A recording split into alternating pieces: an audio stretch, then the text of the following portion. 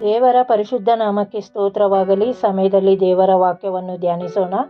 ಧರ್ಮೋಪದೇಶ ಕಾಂಡ 28ನೇ ಅಧ್ಯಾಯ 1ನೇ ವಚನ ಓದಿಕೊಳ್ಳೋಣ.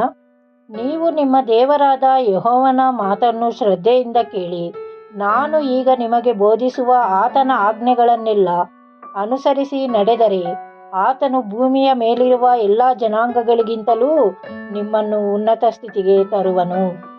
ನೋಡಿ ಪ್ರಿಯರೇ, ನಾವು ಈ ಲೋಕದಲ್ಲಿ ನಮಗೆ ಸಂಭವಿಸುವ ಅನೇಕ ಕಷ್ಟಗಳು, ನಷ್ಟಗಳು, ಹಿಂಸೆಗಳು ಸಂಭವಿಸುವಾಗ ನಾವು ಯಾಕೆ ಈ ಪರಿಸ್ಥಿತಿಯಲ್ಲಿದ್ದೀವಿ, ನಮಗೆ ಯಾಕೆ ಒಳ್ಳೇದಾಗ್ತಾ ಇಲ್ಲ, ನಾವು ಯಾಕೆ ಅಭಿವೃದ್ಧಿ ಆಗ್ತಾ ಇಲ್ಲ ಎಂದು ಏನೆಲ್ಲ ಚಿಂತೆಯನ್ನು ಮಾಡುತ್ತೀವಿ ಪ್ರಿಯರೇ.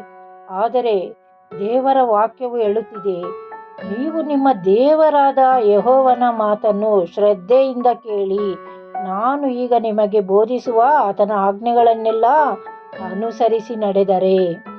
ಹೌದು ಪ್ರಿಯರೇ, ನಾವು ಶ್ರದ್ಧೆಯಿಂದ ಆತನ ಆಜ್ಞೆಗಳನ್ನು ಅನುಸರಿಸಿ ನಡೆದರೆ ನಾವು ಪ್ರತಿಯೊಂದು ವಿಷಯದಲ್ಲಿ ಅಭಿವೃದ್ಧಿ ಹೊಂದುತ್ತೇವೆ ಪ್ರಿಯರೇ.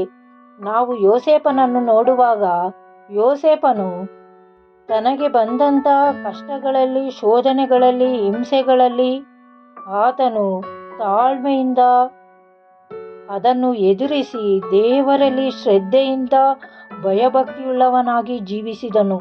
ಆದುದರಿಂದ ಯೋಸೇಫನನ್ನು ದೇವರು ಉನ್ನತ ಸ್ಥಾನಕ್ಕೆ ತಂದನು. ಯಜಮಾನನ ಮನೆಯ ಆಸ್ತಿಯ ಮೇಲೆ ಯೋಸೇಫನನ್ನು ಅಧಿಕಾರಿಯನ್ನಾಗಿ ನೇಮಿಸಿದನು.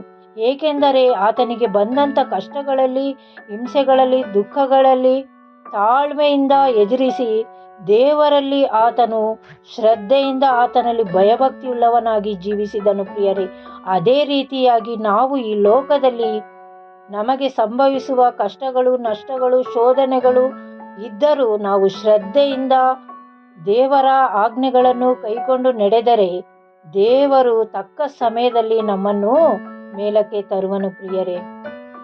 ಇನ್ನೊಂದು ವಾಕ್ಯ ಓದಿಕೊಳ್ಳೋಣ. 1ನೇ ಪೇತ್ರನು 5ನೇ ಅಧ್ಯಾಯ 6ನೇ ವಚನ ಓದಿಕೊಳ್ಳೋಣ.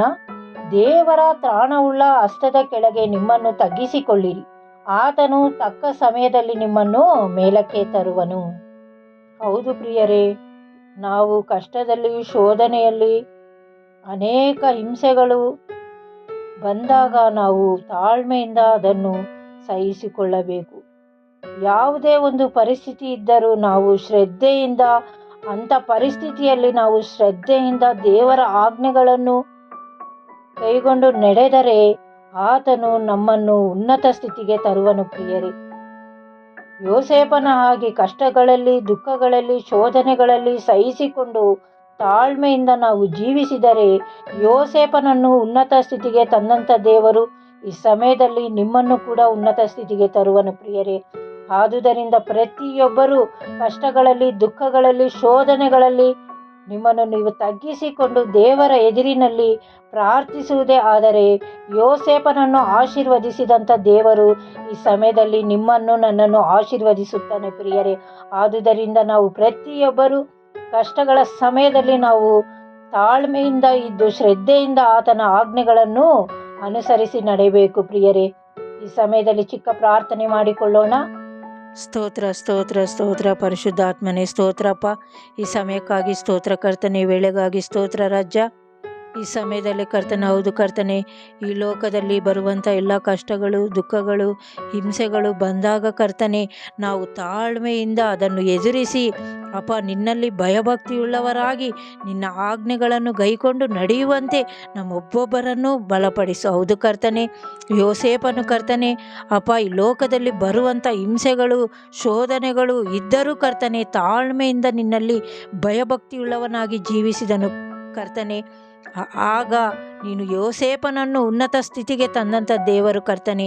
ಅದೇ ರೀತಿಯಾಗಿ ಅಪ್ಪ ನಾವು ಕೂಡ ನಮ್ಮ ಕಷ್ಟಗಳಲ್ಲಿ, ದುಃಖಗಳಲ್ಲಿ ಅಪ್ಪ ತಾಳ್ಮೆಯಿಂದ ಇರುವಾಗ ಕರ್ತನೆ ನೀನು ಶ್ರದ್ಧೆಯಿಂದ ನಿನ್ನ ಆಜ್ಞೆಗಳನ್ನು ಅಪ್ಪ ಕೈಗೊಂಡು ನಡೆಯುವಾಗ ಕರ್ತನೆ ನೀನು ನಮ್ಮನ್ನು ಉನ್ನತ ಸ್ಥಿತಿಗೆ ತರುವಂಥ ದೇವರು ಕರ್ತನೆ. ಹೌದು ಕರ್ತನೆ, ಈ ಸಮಯದಲ್ಲಿ ಕರ್ತನೆ ಪ್ರಪಂಚದಲ್ಲಿರುವ ಪ್ರತಿಯೊಬ್ಬೊಬ್ಬರನ್ನು ದರ್ಶಿಸು. ಪ್ರಾರ್ಥನೆ ಕೇಳುತ್ತಿರುವಂಥ ಪ್ರತಿಯೊಬ್ಬೊಬ್ಬರನ್ನು ದರ್ಶಿಸಿ ಕಾರ್ಯವನ್ನು ಮಾಡು ಕರ್ತನೆ.